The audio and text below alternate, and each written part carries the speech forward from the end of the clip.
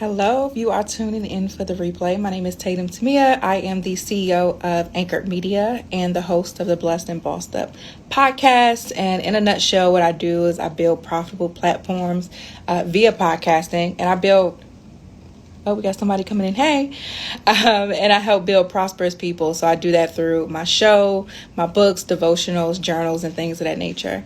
Hey, everybody that's coming in, say hello. I got to give myself a filter because I am exhausted. And I'm looking real dry. That's a little bit too much because I don't even look like that. No, that's way too much. What's up with these filters? I need a little something. I don't want to look like a whole different person. Hey, everybody. We might just have to go with au natural because I am not feeling these. Oh, that's cute. But I kind of like this. Okay, maybe we'll stick here. You cute though. Thank you. They got these face altering filters. I don't want all of that. I want to look like me, just a little less tired. Like, that's it. Oh, thanks, guys. Thank you. I appreciate that.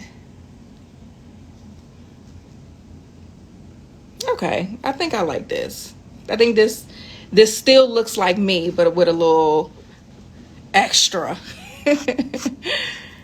Hey, everybody that's joining in. So I'm going to be talking about podcasting basics. So if you have any questions about podcasting, type them in. And then as I go, I'll stop to answer your questions. I'll scroll back up to make sure I answer them before I leave. I don't go live often, so I want to make sure that I am giving you guys as much as possible during our time together. Let me paste my little...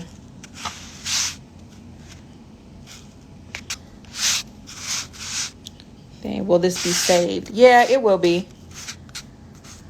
Hold on, y'all. Let me type in information about our open house. It was supposed to copy and paste, but that is okay. Hey, Christian.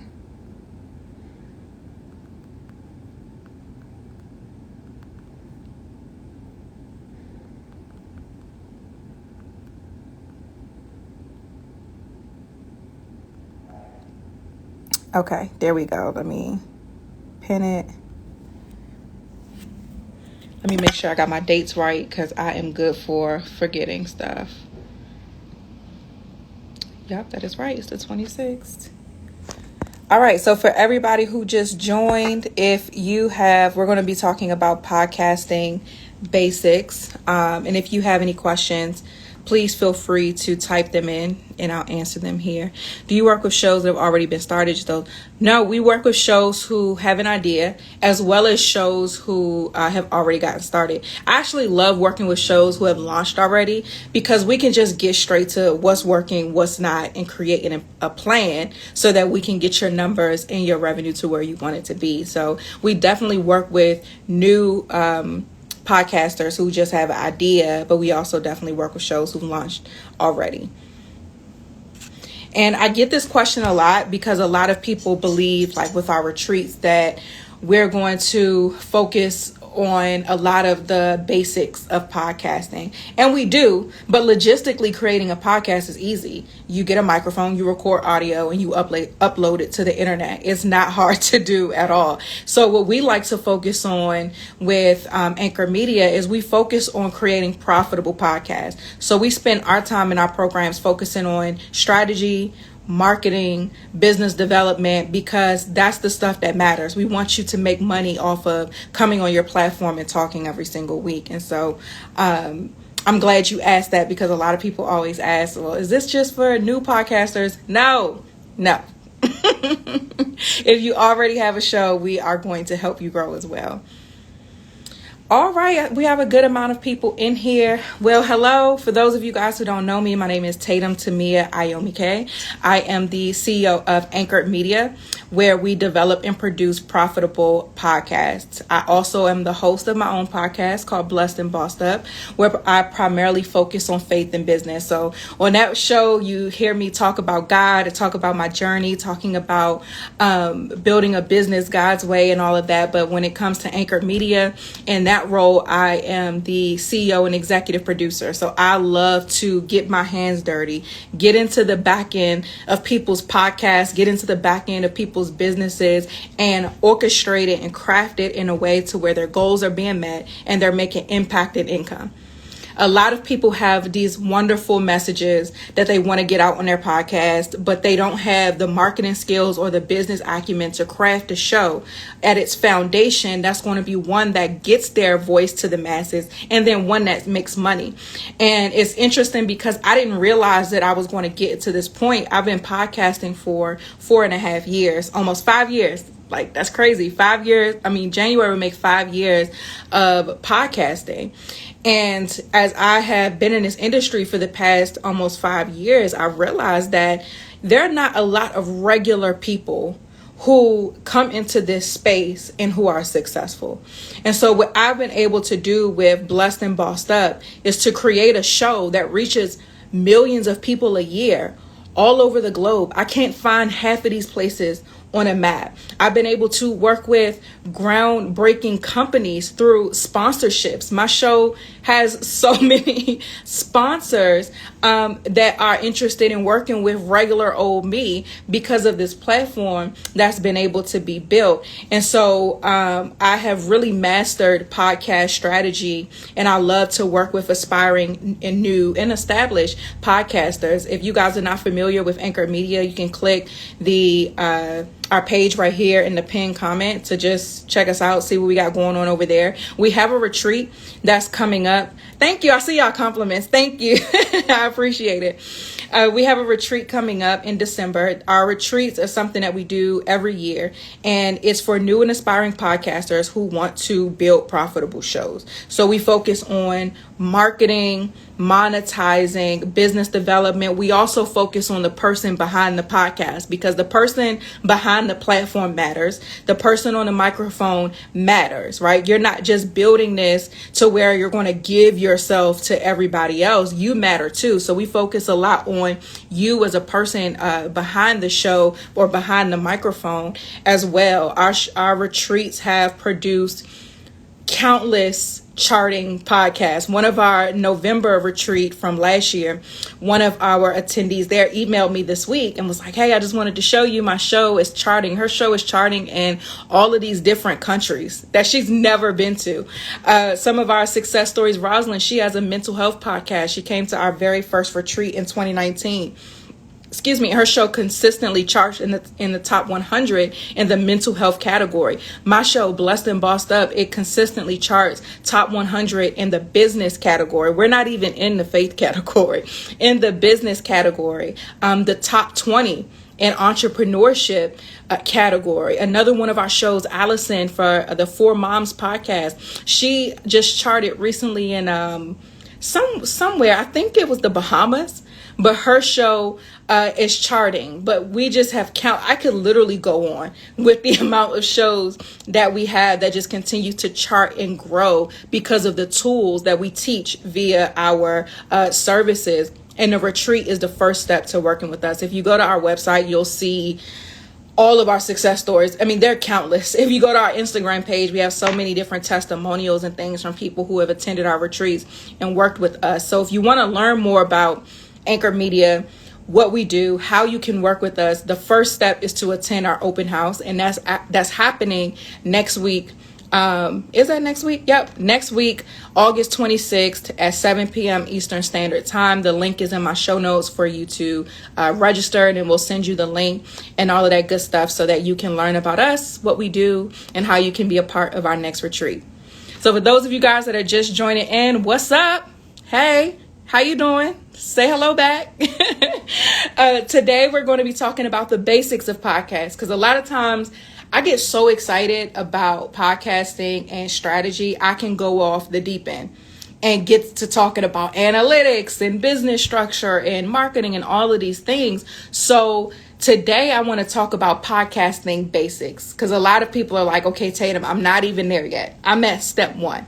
And so I want to spend this live today answering some questions for those of you guys who are at step 1. Now, if you're here with me live and you're not at step 1, feel free to just ask your question right here and I'll be happy to answer it for you. Hey, Rosalind. Hey, Ma, that's my mother, you guys. Celebrity 777. I don't know who she thinks she is. Hey, everybody. Okay. So I'm just going to go through these podcast basic questions. The first one is, what is the best length of time for a podcast episode? So when it comes to figuring out how long your show is going to be, the answer will always be, whatever I answer, it's never going to be black and white. It's always going to be, it depends. So my answer for how long your show should be is, it depends. And here is how you can kind of get to that right place. If your show is not in the entertainment category in any type of way, so like society and culture, comedy, anything that's entertainment based, if your show is not even in like the true crime category, and I consider that to still be entertainment. So if your show is not entertainment based, I suggest that you keep it under an hour. Even if you are an interview based show and you have guests on, still keep the conversation to around an hour. If it go an hour or less, if it goes over, just chop it up into 2 parts. That just save you time from having to record another episode. Now you've got given yourself some space. When I do interviews, I love to go overtime, because usually the guests, I don't do them often, and usually the guests that I have so many valuable things to share. I don't want to cut them off, so I just let them keep going. I keep asking the follow-up questions that I have, and then I would just break the interview up into however many parts it needs to be to keep me under that 1 hour mark. So if you are not entertainment based, keep your show under 1 hour.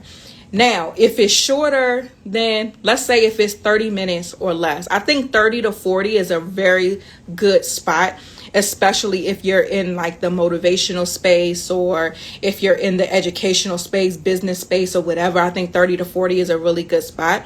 But where it depends comes in is that your thing can be that you give really good information in a short period of time. So one of the shows that I used to listen to years ago when I first started listening to podcasts, not even podcasting yet, it was a show called The 10-Minute Marketer. And this show came out, I forgot the frequency of when it came out, but the whole thing was teaching you marketing in 10 minutes.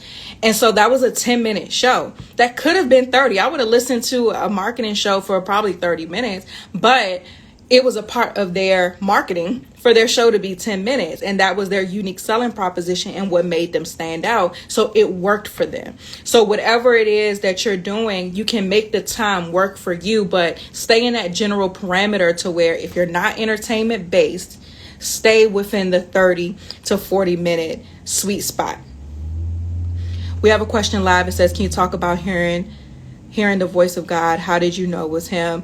So right now we're talking about podcasting. Y'all love to try to get me into preaching mode. We're not preaching today. Are you a part of the society? If you are not, I suggest going there, because we actually have a Bible study in the society about how to hear from God by Priscilla Shirer. It's like 7 sessions.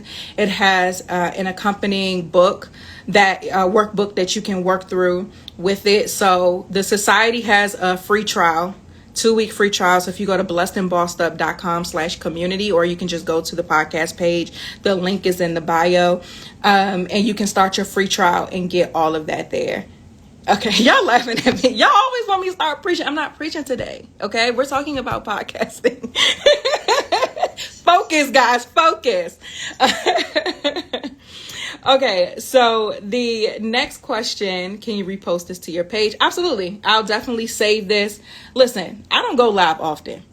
So let me tell you how this is about to be alive. I'm going to save it to IGTV. I'm going to extract this audio and make it a bonus episode on my podcast that's going to come out today. So we're going to make the use out of this time because I do not go live often. I'm usually at home with my head wrap on and zoned into my computer, not even trying to be cute or chatty. I'm just working. But so yeah, I'll definitely save it. So the next question says, how do you choose between a seasonal and a weekly podcast? What format is better? I get this question a lot. People always want to know if they should do seasonal, if they should do a weekly show. I suggest doing, when it comes to this is where you should choose whatever format fits what you want to do.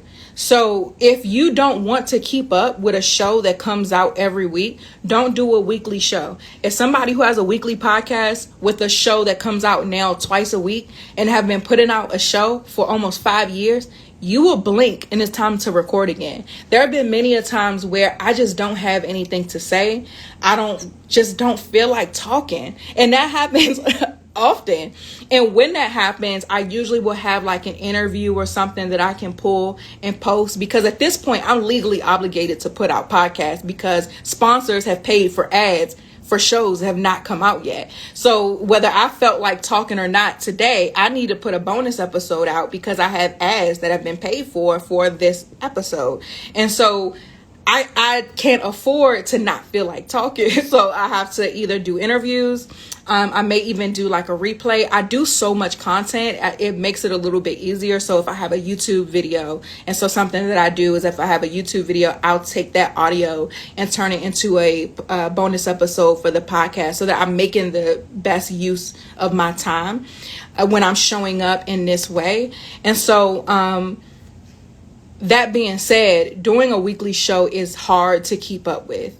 And I'm a big proponent of don't start what you can't maintain. If you cannot maintain doing a show every single week, don't start that way. Because when you start getting inconsistent, now you get into the lane where you're losing trust with your audience, where you're hurting your credibility. Because if they can't depend on you to put out a show when you say you're going to put it out, how are they going to depend on you to deliver services or products that they pay for? So right now with this free content, you're building that rapport and relationship with your audience. And a part of that is showing up when you say you're going to show up. And so really count the cost of what it means to have a seasonal versus a weekly show before you do it.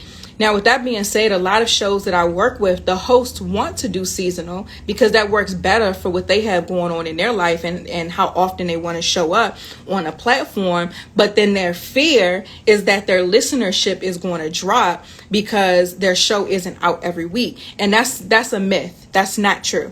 If you have a seasonal podcast, you won't lose listenership because you're in your off season. People are finding podcasts all the time. And so what you can do, though, is now put on your strategy hat and figure out, how do I cultivate my audience who does listen every single week during this off season? And so that's a great opportunity for you to take them from the show to maybe some sort of community. You can take them to, maybe it's a Mighty Networks community. It's which is basically like a platform that lets you have online communities. It could be a Facebook group. It could be your email list. But now is an opportunity to take them somewhere else so that they can further get that interaction on a consistent basis in real time that they want from you. Something else that we did that was really successful when I developed a show that was seasonal, we had content come out during the off season. So we would do a compilation of like best of season 1, and we will have that play during the off season. I would have the host record like a quick check-in or like a prayer for her audience, and then we'll post that in the off season. So these were just little checkpoints to let the audience know, like, hey, I ain't desert y'all, I'm coming back soon. Then when we start gearing up for a new season, that's when that marketing comes back to where we'll do a trailer for what to expect for season 2 and have that drop on the feed. And so if you have a seasonal show, it doesn't mean you're going to lose listeners. People are constantly finding podcasts. You're still going to be getting new listeners over the course of you being in the off season.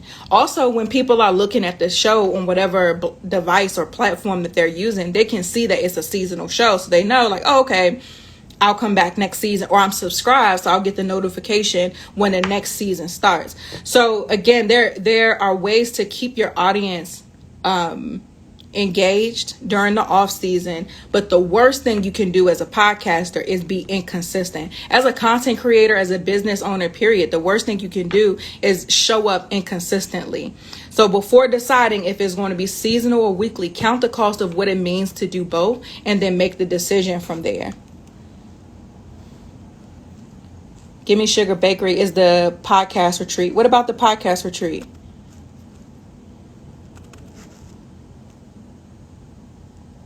How do you get your advertisements when you have to break during your podcast? What do you mean? Do you mean how do I edit it in? Yeah. Do you mean like I stop recording for a period of time? What do you mean by having to break? If you could clarify that a little bit, I could make sure that I'm answering correctly. Okay, hey everybody that is coming in. We are talking about basic podcasting questions. If you have any questions about podcasting, you can drop it in and I'll answer it right here. If you are a new or aspiring podcaster and you want help with launching or growing your show, check out Anchored Media. You can click the link right there. We have an open house happening next week where you'll learn all about our company, our upcoming retreat, and how you can work with us. So CEO, the old mother says, acquiring the relationships to advertise. To be honest with you, finding advertisers is the easy part. That's not even the part that you need to worry about. The most important part is having the listenership to be able to sell ads. Podcasting is mirroring social media influencing in a way to where initially when it came to like influencer marketing on social media, they look for people with these big, huge, millions of followers platforms. Then they started to see the value, they as in advertisers, started to see the value of people with more niche audiences. So then that's where the concept of micro influencers, macro influencers came in. Similarly, in podcasting, it initially started out to where our advertisers wanted to see at least 10,000 listens per episode before they sponsor the show. Now that number is around 5,000. If you have 5,000 listens per episode, then you're in a good space to be able to pitch to advertisers. And when I say 5,000 listens per episode, I mean your show needs to get 5,000 listens from, if it comes out on August 1st, from August 1st to September 1st. That's the number that you need to have for that particular episode. That's a specific number. A lot of people look at like their gross listens. So they see all-time listens like, oh, I had 5,000 all-time listens. Now I could get ads. Not necessarily. Once you start working down to finding that specific number, it's not as high as what you see. Reason being is because people will go back and listen to old episodes. They'll start binge listening and all of those things. So you have to make sure you find that right number. But once you have that right number, then there are a ton. And like I said, it mirrors social media marketing or influencer marketing when it comes to social media. It mirrors it in where there are a lot of companies, agencies, middlemen, to where they pretty much broker deals between influencers and advertisers. It's the same thing with podcasting. And a lot of the podcast hosts do that. So where I host my show, because I have the listenership, a benefit that I have is they have a sales team that sells ad space on my show. So they do all the work. They email me and say, Tatum, such and such is interested in advertising on your show. Let me know if you're open to it. I say yes. They close the deal and we have a revenue share, and then they'll book whatever, they'll work it out to what episodes they will advertise on. There are also platforms like AdvertiseCast where you can list your show there, and they do similar things. So I use my hosting services, and I also have presence on AdvertiseCast to where they'll send me things. So like I'm in the office now looking for somebody sent me a book who wanted to advertise on my show, and it's a faith-based book. I said I need to read it first to know what you're talking about in here before I agree to advertise it on the show. And so it's the same thing with them. I list my show, my listenership. So then companies that are looking to sponsor podcasts, they go to these middlemen, and then you just need to be in a position to be found. And they also have a bunch of like software systems and things of that nature that tracks top podcasts, so they always find you. I've never had to go look for a sponsor. Never. I've never had to pitch a sponsor at all. With the way that this industry is moving, so much money is being thrown into podcasting. If you have the listenership, you have the money, and it is just like that. So another podcasting basic question is how, and this is along the lines of what we're talking about, how long does it take to make money podcasting? And this is another answer of, it depends. Now, it depends on how long it takes you to get, let me back up. There are two ways that we teach to monetize podcasts. One is via advertisers. Two is via funneling people into an existing business. So the advertising route, which is what we were just talking about, whenever you get to 5,000 listens is when you can start making money in that vehicle. How long it takes you to get there, and 5,000 listens per episode, remember I said it was a distinction. How long it takes you to get there is up to you. So you can start making money within a year via advertisers if you get to that number. That is 100% contingent upon you, the work that you put in to get your listenership to a certain point. Now, on the flip side, I believe that you make money a lot faster by funneling people. You make more money and you make it faster by funneling people into an existing business, because you don't need 5,000 people to make a sale. You just need one. So while you're still building your show to get to that advertiser level, you can be making money into your by funneling your listeners into your business, and you can make money multiple times. When I get paid by Target, they're not a sponsor, but they, hopefully they will be, because I love me some Target. But using them as an example, when Target pays me for a sponsorship on my show, I get paid one time for that, whatever it is that they bought. So if they bought 4 ads, whatever, that's one check for that package that they bought. They may renew, so I might get another check later. A lot of times that happens. One of our sponsors, BetterHelp, has renewed like 4 or 5 times. Like, they just keep buying more ad spots. Like, I feel like I'm gonna be talking about BetterHelp for the rest of my life. They buy so many ads. But you get that check one time, again, unless they renew. Now, on the flip side, funneling people into an existing business, you get paid multiple times by that one listener. So I have people who have bought my prayer journal that I wrote 2 years ago, my book from 2 years ago. They bought the devotional that we just put out. They are in the society. They come to our retreats. They join our subsequent programs. If I put something else out, they bought God is My CEO merch. They've spent money 6 times, and that's one listener.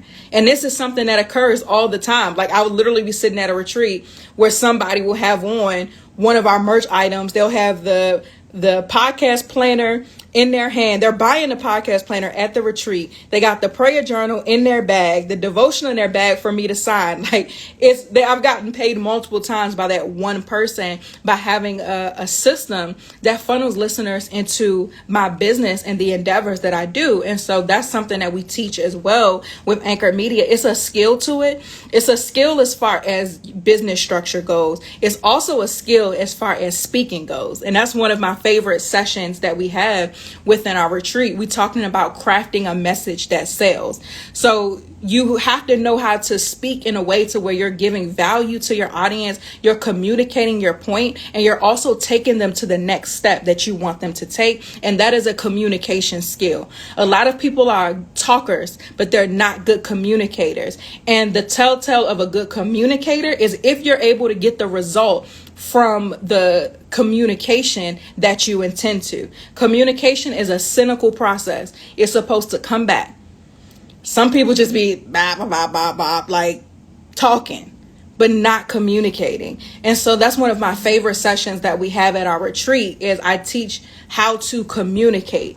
And then I also give them an assignment where they have to craft a message and give it to us right at the retreat. And we all tell them if we're buying or not. Do you have my money or no?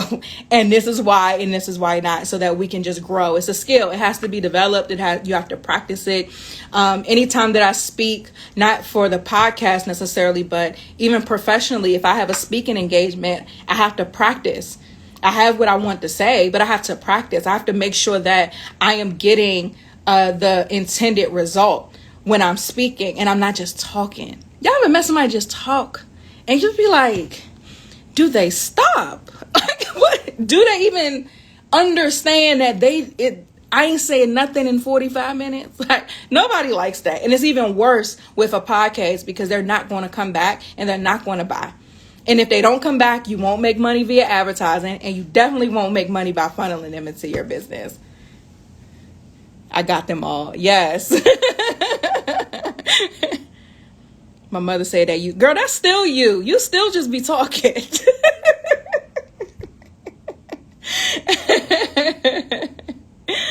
Another podcast, that's my sister chiming in, you guys. Saying a whole bunch of nothing. Exactly.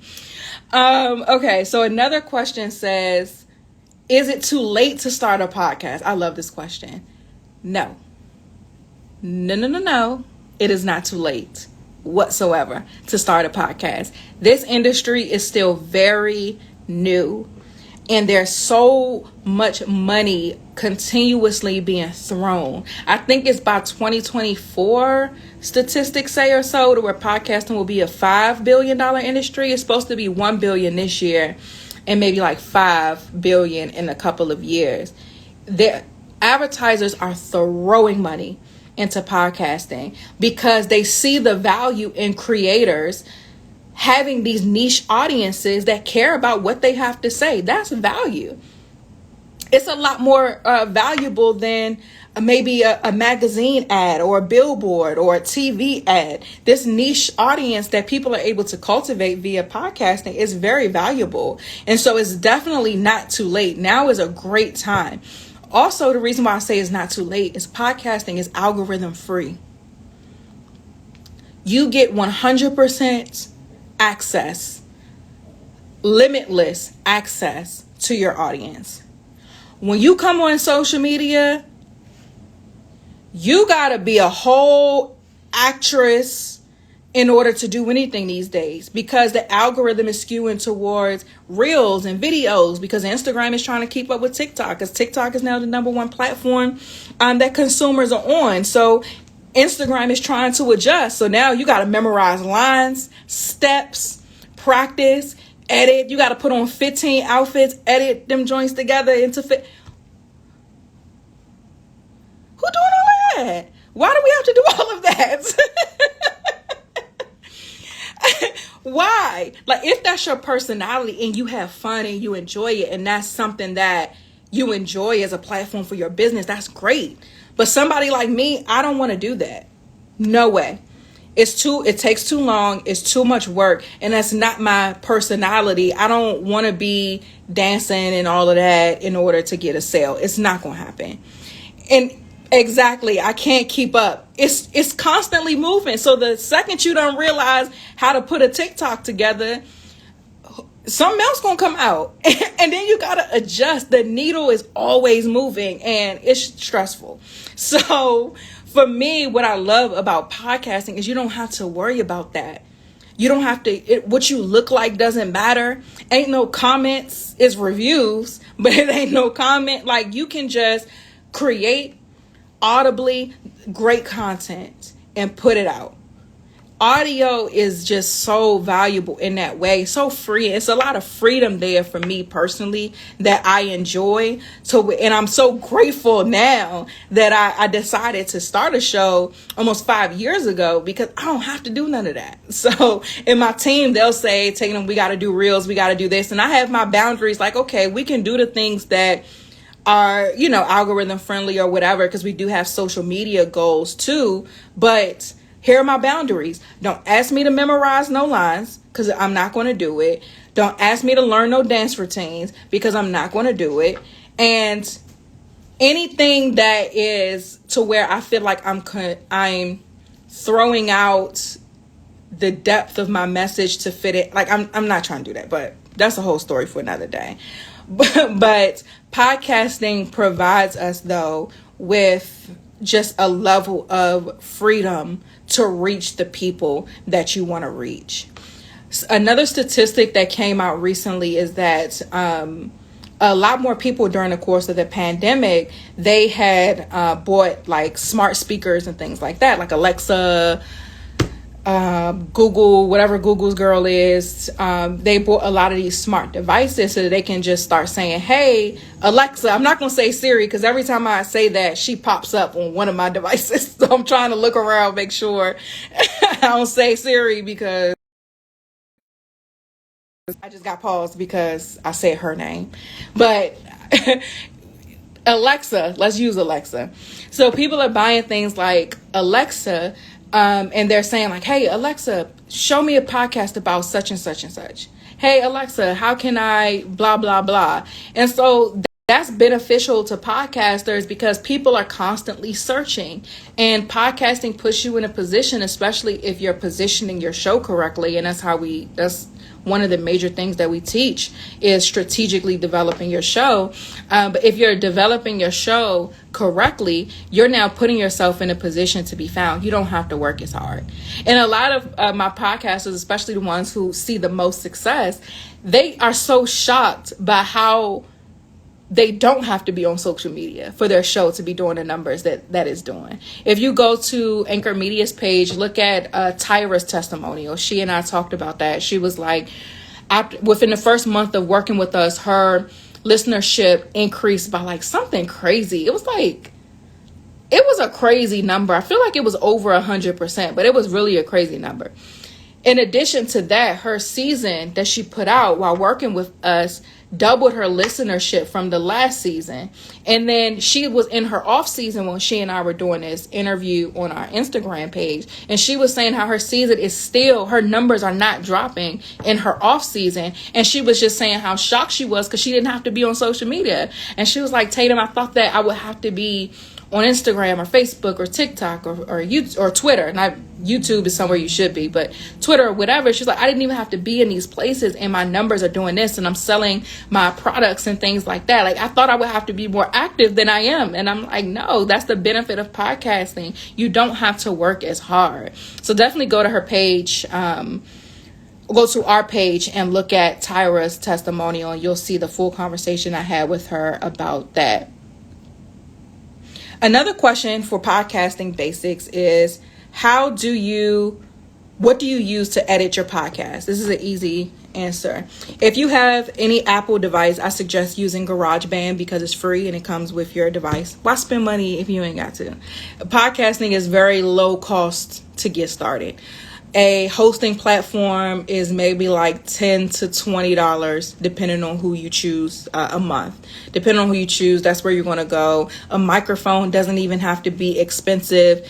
I have a mic that's $40 and I have a mic that was like $200 something. And the one I use the most is the $40 mic. And there are some times where I can get good audio without even using a mic because I forget my little Apple. Now you have to have like an adapter to have a USB port and all of my microphones are USB. There'll be times I forget the adapter, so I just record straight into the computer and nobody will ever know. So even if you don't have the money for a mic, I suggest making sure if you do that, make sure your audio is great because it's an audio podcast. There's no other senses being stimulated that can distract from that bad audio. So because it's only something you're listening to, all the mistakes make sound louder and stand out a lot more than they would if it was, let's say, visual. Because you guys are looking at me right now, you may not be able to hear that the air conditioner is blowing. But if I was to record this where it was no video, you would be able to hear it. So whatever you do, make sure that your audio is great. Even when you're buying a mic, don't buy a mic you can't test the audio on. Most places, if you buy it on Amazon, it'll have like a sample of what that mic sounds like and like the reviews or something like that. But nevertheless, you can edit on GarageBand. You can edit on Audacity, and you can edit on Adobe Audition. I was about to say something else. GarageBand, Audacity, Adobe Audition. The most complicated of the three is Adobe Audition. So if you're not tech savvy, go ahead and throw that out. And you don't have a Mac, we're landing on Audacity. The great thing about most people who start podcasts, so if you're a host-based show, and let's say you do interviews or you speak, you do solo episodes for yourself, you don't need complicated editing. Because if you just make sure you're in a good space, you can go in somewhere in your house. If you have high ceilings, don't record there because there's going to be an echo. If you know that the trash man come on Tuesday, don't record on Tuesday. If you know they cut grass on Saturday, don't record on Saturday. Find a quiet place that's a confined space. It might be your closet. Bathrooms usually have an echo. It might be your closet. It might be your bedroom. But go somewhere where it's closed in. The sound is able to stay in the room and record there. Your audio will be good. And if you have a microphone on top of that, your audio would be crisp. You shouldn't, make sure you're not wearing any jewelry that's clicking and clackling. If you got nails, don't be doing all this where the nails be making all that noise.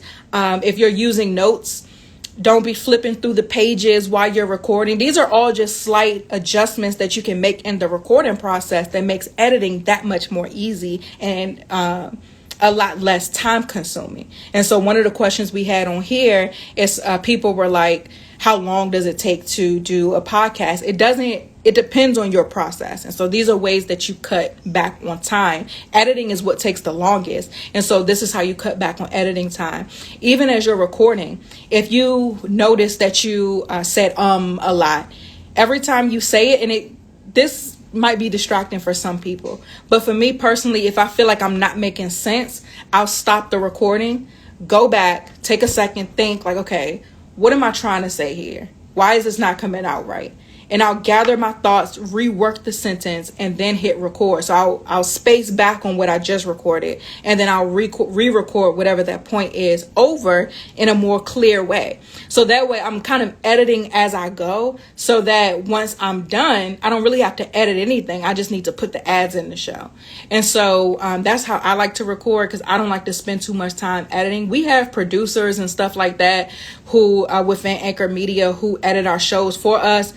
I'm just one of those people who never can submit my show in time because I be busy. So I got to edit it myself until I can get on our own schedule.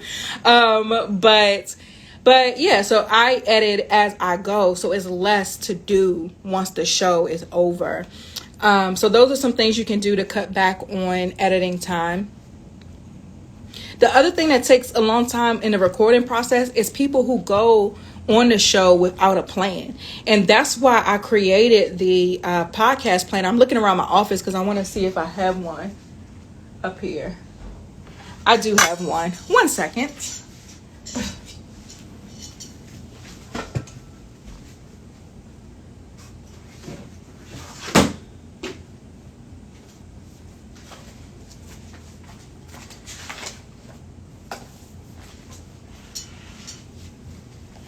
Okay, so what I love about our planner is that we have a episode outline page.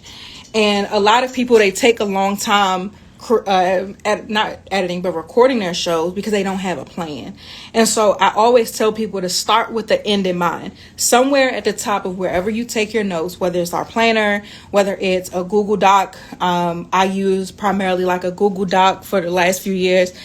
And on the Google Doc at the top, this is what I want people to walk away with from this episode. So I have my overall objective clear.